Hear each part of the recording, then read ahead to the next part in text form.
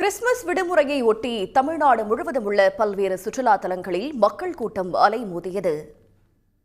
நீலகிரியில் கடும் குளிர் நிலவுவதால் அதனை ரசிப்பதற்காக ஏராளமான சுற்றுலா பயணிகள் வருகை தருகின்றனர். இந்த நிலையில் கிறிஸ்துமஸ் மற்றும் தொடர் விடுமுறையை ஒட்டி சுற்றுலா பயணிகள் அதிக அளவில் வருகை தந்ததால் நாடுகாணி சோதனை சாவடியில் 2 கிலோமீட்டர் தூரத்திற்கு வாகனங்கள் அணிவகுத்து நின்றன.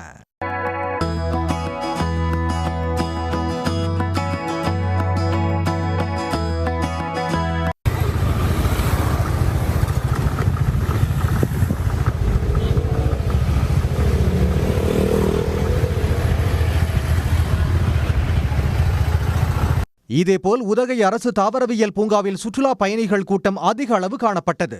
ஹாலிடேங்களுக்கு வந்தேன். இங்கே கிளைமேட் ரொம்ப சூப்பராகவே இருக்குது. கிளாஸ் ஹவுஸு, பொட்டானிக்கல் கார்டன் ஃபுல்லாகவே சுற்றி பார்க்க சூப்பராக இருக்குது. நான் ரொம்ப இந்த லீவை என்ஜாய் பண்ணுறேன்.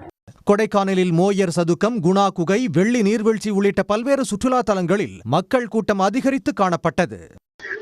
இந்த மூமெண்ட் எங்களுக்கு ஒரு மறக்க முடியாத மூமெண்டா இருக்கு. எங்களுக்கு நாங்கள் வர்ற வழியெல்லாம் பார்த்தோம்.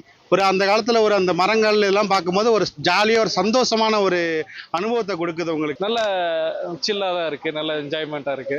ஸோ ஃபால்ஸுக்கு வந்திருந்தோம். அடுத்து இன்னும் நிறைய பிளான்ஸ் இருக்கு. But climate is very good. Kumari மாவட்டம் திற்பரப்பு அருவியில் சுற்றுலா பயணிகளும் ஐயப்ப பக்தர்களும் குவிந்தனர். அருவியில் நீராடியும் அருகில் உள்ள நீச்சல் குளத்தில் குழந்தைகளுடன் விளையாடியும் மகிழ்ந்தனர்.